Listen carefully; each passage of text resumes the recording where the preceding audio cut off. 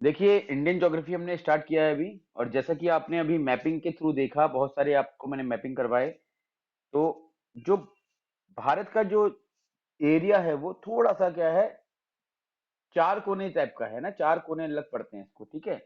तो भारत एशिया के दक्षिणी क्षेत्र में स्थित है, तथा इसे दक्षिण एशिया देश भी कहा जाता है। और कोने के आधार पर, चार कोने होने के कारण इसको हम, इसकी जो आकृति होती है उसको हम चतुर्थ कोण आकृति वाला देश भी कहते हैं।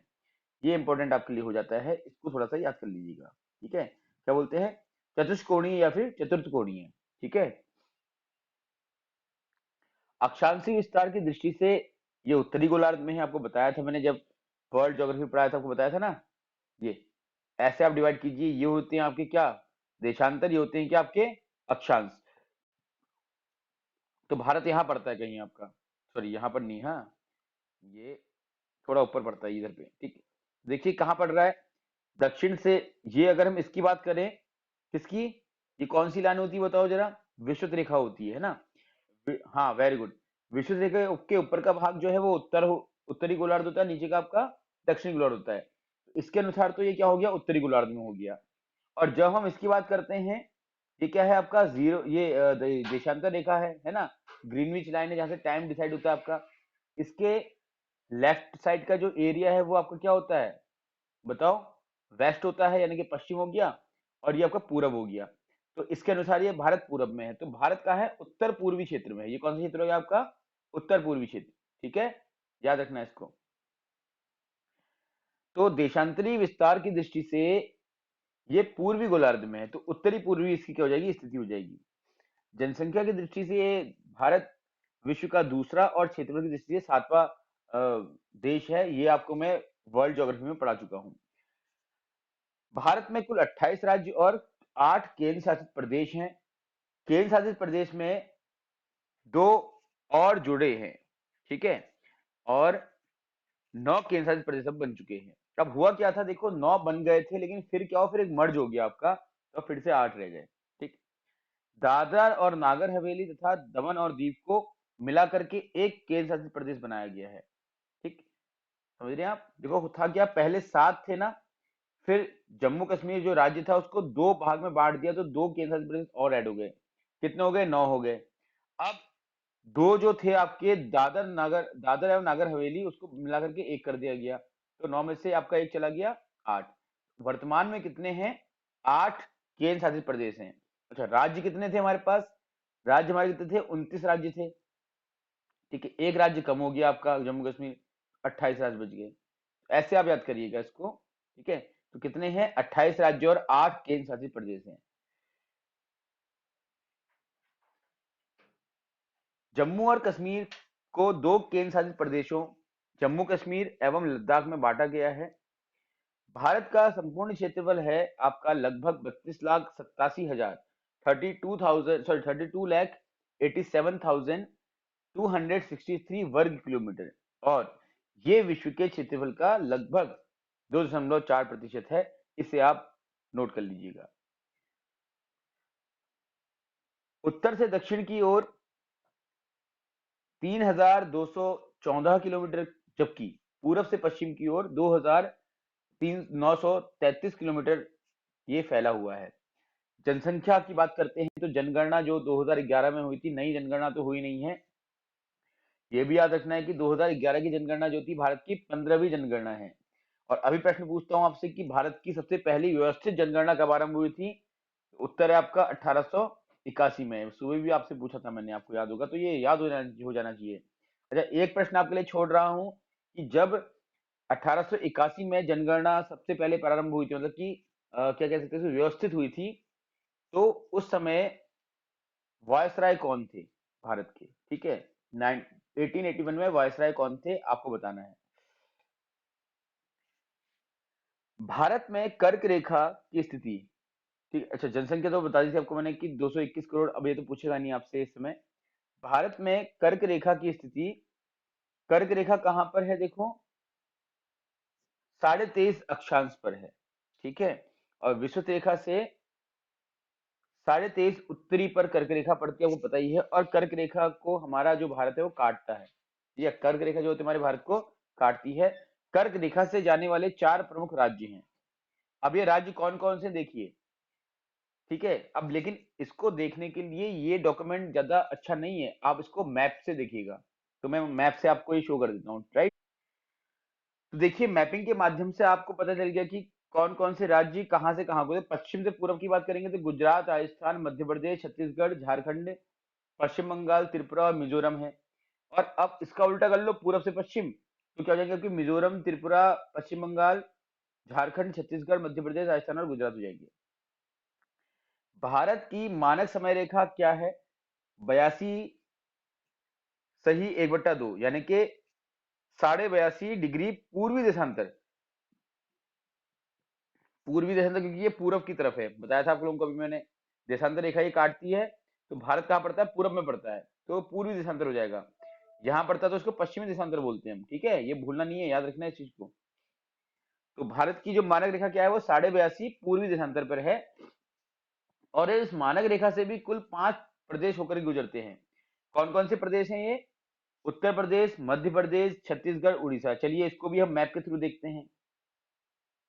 उत्तर प्रदेश, मध्य प्रदेश, छत्तीसगढ़, उड़ीसा, आंध्र प्रदेश की स्थिति आपने मैप में देख ली अभी अभी, ठीक है।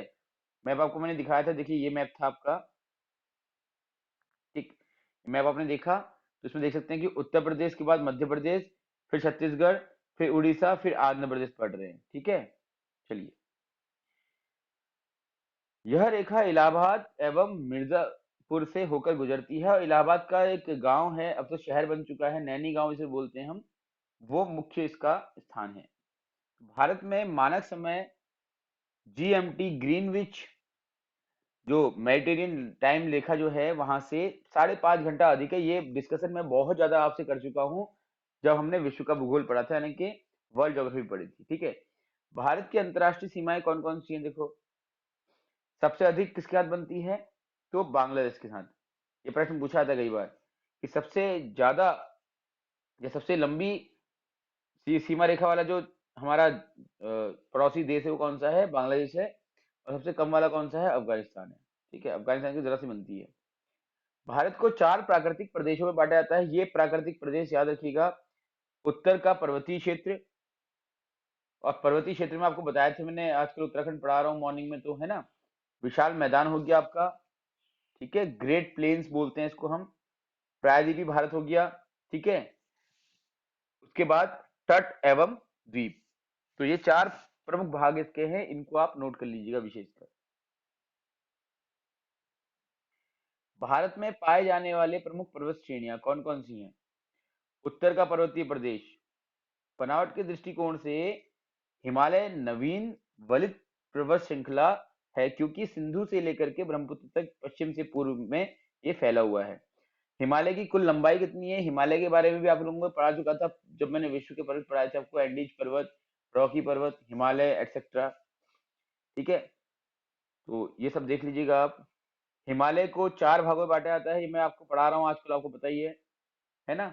उत्तराखंड वाले मॉर्निंग की क्लास में हम पढ़ रहे हैं इसको। ट्रांस हिमालय क्या है, वृद्ध हिमालय क्या है, लघु हिमालय क्या है, और शिवालिक श्रेणियां क्या है, इनकी विशेषता भी मैंने बताई है आपको।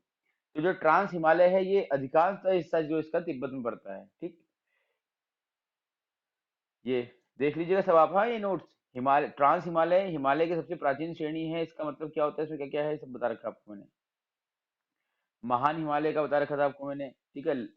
लघु हिमालय बता रखा है। वैसे किस युग में डेवलप हुए हैं ये देख लीजिएगा, बहुत ज्यादा कुछ इसमें है नहीं।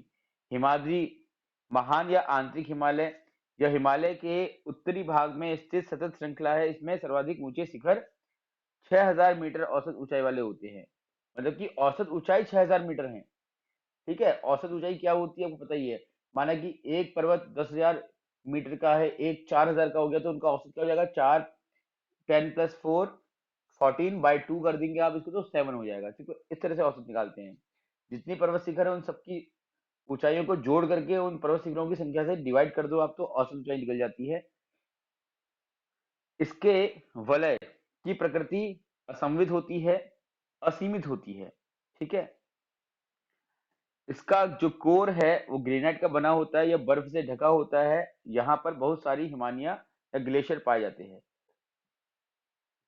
ये बात कर रहे हैं हम महान हिमालय की, ठीक है, जिसको हिमाद्री भी कहा जाता है। ये सब पढ़ा चुका हूँ आप लोगों को मैं, आप लोग मॉर्निंग में क्लास तो करते ही है ना। क्यों सीता मैम, बताओ, पढ़े हैं ना आप लोग ये? ठीक है। हाँ, कहाँ पर दर्रे पाए जाते हैं, कहाँ पर आपके बुग्याल पाए जाते हैं, सब पता रखा आप लोगों को मैंने, नोट भी किया होगा आप लोगों ने।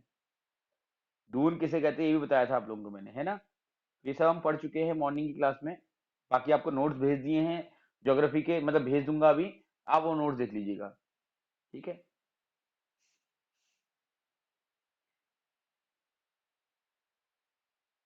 अच्छा, हिमालय का जो भाग है वो कहाँ कहाँ पड़ता है देखो। सबसे पहले तो पंजाब, फिर कुमाऊं, फिर नेपाल, फिर आसाम, फिर दक्षिण का जो प्रायद्वीप भारत आपका है। ठीक है। दक्षिण और मध्य के बीच की पर्वत श्रेणियां कौन कौन सी हैं? तो देखिए, भारत का प्रायद्वीपीय पठार जो कि क्रिस्टलीय आग्नेय व रूपांतरित शैलों से बना हुआ है। यह भाग गोंडवाना भूमि के टूटने एवं अफवाह के कारण बना। यह सबसे प्राचीनतम भूभाग है और इसे दो भागों में बांटा जाता है। पहला है मध्य उच्च भूमि, दूसरा होता है आपका दक्कन का पठार। ठीक। मध्य उच्च भूमि क्या है? यह नर्मदा नदी के उत्तर में मालवा के अधिकांश स्थानों पर फैला हुआ है, इसे हम मध्य उच्च भूमि कहते हैं। और विंध्य श्रृंखला दक्षिण में मध्य उच्च भूमि तथा उत्तर पश्चिमी में अरावली से घिरी हुई है। आप एक काम करिए ना, इसको पढ़िएगा आप लोग, मैं आपको भेज दे रहा हूँ, फिर जो आपको समझ में नहीं आएगा वो पूछिएगा। ऐसे तो खाली ये डिक्टेशन हो जाता है। ठीक है। इसको पढ़िएगा आपको, क्योंकि ये सब चीजें हमारी थोड़ी बहुत पढ़ी हुई हैं, इनको देख लीजिएगा। बाकी ये डिस्कशन मैं आपसे दक्षिण वाला कल की क्लास में कर दूंगा। दक्षिण भारत एवं मध्य भारत की पर्वत श्रेणी वाला जो डिस्कशन है ना, ये हम कल कर लेंगे। ठीक है। आज आप फिलहाल जो दो मैप बताए थे आपको वो करिए प्रैक्टिस, और उत्तर भारत वाला पढ़िए। फिर ये दक्षिण भारत वाला हम कल पूरा कर लेंगे कंप्लीट। देखिए कहाँ तक आपका ये है, भारत की प्रमुख चोटियां। ठीक है। चलिए, ठीक है, फिर आज मैं इतना ही करा रहा हूँ आप लोगों को, ये काफी आप लोगों के लिए, इतना भी आप समेट सके तो बहुत है आज के लिए।